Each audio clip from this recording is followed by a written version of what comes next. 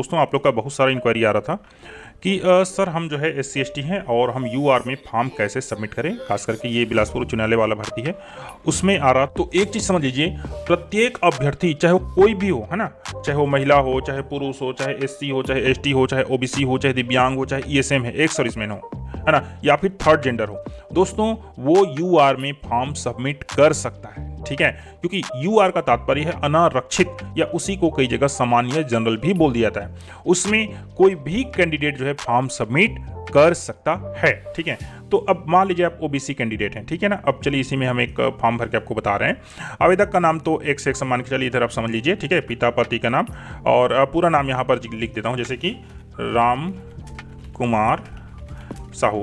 Form हमेशा नीला या काला बॉल पॉइंट जो है पेन में भरना चाहिए, वैसे नीला में ही भरना चाहिए। ठीक है, तो ये साहू मान लीजिए OBC है। ठीक है, अब इसको फॉर्म भरना है UR में, तो क्या करना पड़ेगा भाई, इनको सीधी सी बात है, एक कॉलम होता है हर कहना चाहिए फॉर्म में, देख लीजिए वर्ग जो लागू हो। ठीक है, अब आप लोग कहेंगे सर हम तो OBC हैं, है ना, तो हम जो है UR में कैसे फॉर्म डाल सकते हैं। भाई मान लीजिए आप हमारे पास राम कुमार साहू जी है ना, उनके पास जाति प्रमाण पत्र है ही नहीं, उदाहरण के लिए। अब जब जाति प्रमाण पत्र किसी भी कारण से ले लीजिए, ठीक है ना, जाति प्रमाण पत्र अगर उसके पास है ही नहीं तो फिर वो अन्य पिछड़ा वर्ग कैसे हुआ। ठीक है ना, तो ये आप अपने आप को समझ सकते हैं कि हमारे पास जाति प्रमाण पत्र नहीं है, और जाति प्रमाण पत्र नहीं है इसका मतलब सीधी सी बात आप क्या हैं, सामान्य है। सीधा से सामान्य में ऐसे टिक मार्क लगाइए, क्लियर, आपका काम हो गया।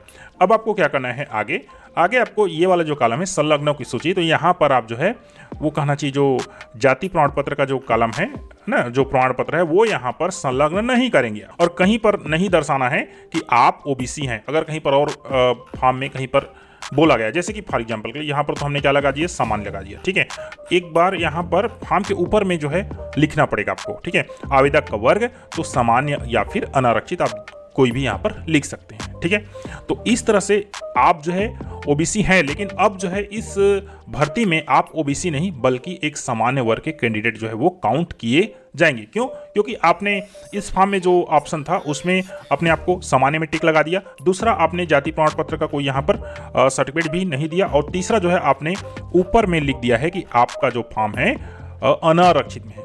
अभी देखिए डिस्ट्रिक्ट कोर्ट बिलासपुर में प्यून में जो भर्ती निकली हुई है, ठीक है ना, तो इसमें भी ये चीज़ है, देख लीजिए ये यहाँ पर देख लीजिए, ये इसका फॉर्म है। तो आवेदित पद का नाम है, आवेदक का पूरा नाम है ना, अब यहाँ पर पूरा नाम लिखिए, जैसे कि दीपक कुमार पटेल आदि, आप जो भी चीज़ें यहाँ पर लिखना चाहें लिखते जाइए। ऐसा नहीं कि आप यादव है या सरनेम है उसको हटाना है, ऐसा नहीं करना। ठीक है, जो भी आपका सरनेम है वो यहाँ पर पूरा कंप्लीट लिखना है, या जैसे कौशल कुमार सतनामी है ना, SC है, तो आपको सीधा आना है कहाँ पर, आवेदक की जाति।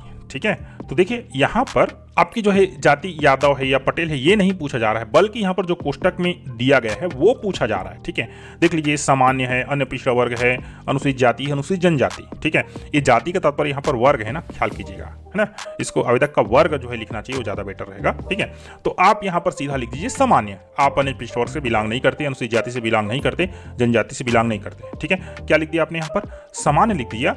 उसके बाद सीधी सी बात आपको फिर से आ जाना है कहाँ पर, जाति प्रमाण पत्र संलग्न जो है नहीं करेंगे यहाँ पर। अब ऐसा लिखना नहीं है आपको, सीधी सी बात, यहाँ पर जो कॉलम आएगा 10वीं 12वीं जो कहना चाहिए आपके पास है यहाँ पर, ठीक है, वो डालिएगा, लेकिन आप यहाँ पर जाति प्रमाण पत्र जो है संलग्न जो है नहीं करेंगे। क्लियर बात ना, ठीक। और फिर वही जो है ऊपर में जो कहना चाहिए फॉर्म के ऊपर में अगर मांगा गया है कि आवेदक का वर्ग, ठीक है ना, तो आवेदक का वर्ग जैसे कि यहाँ पर लिखा गया है, कई जो लिफाफा में वो मांगा जाता है, मतलब लिखने के लिए बोला जाता है आवेदक का वर्ग। ठीक है ना, तो यहाँ पर आपको लिख देना है सामान्य। ठीक, इतना करना है, आपका फॉर्म जो है किस में चला जाएगा, अनारक्षित में चला जाएगा। ठीक है, आपके वर्ग में न जाकर। रॉकेट साइंस जो है नहीं है, फिर भी डर लगता रहता है क्योंकि फॉर्म सबमिट करते हैं, तो इसलिए चलिए ये वीडियो बना दिया हमने। तो वीडियो आपको अच्छा लगा तो please subscribe channel, share the video. Thank you.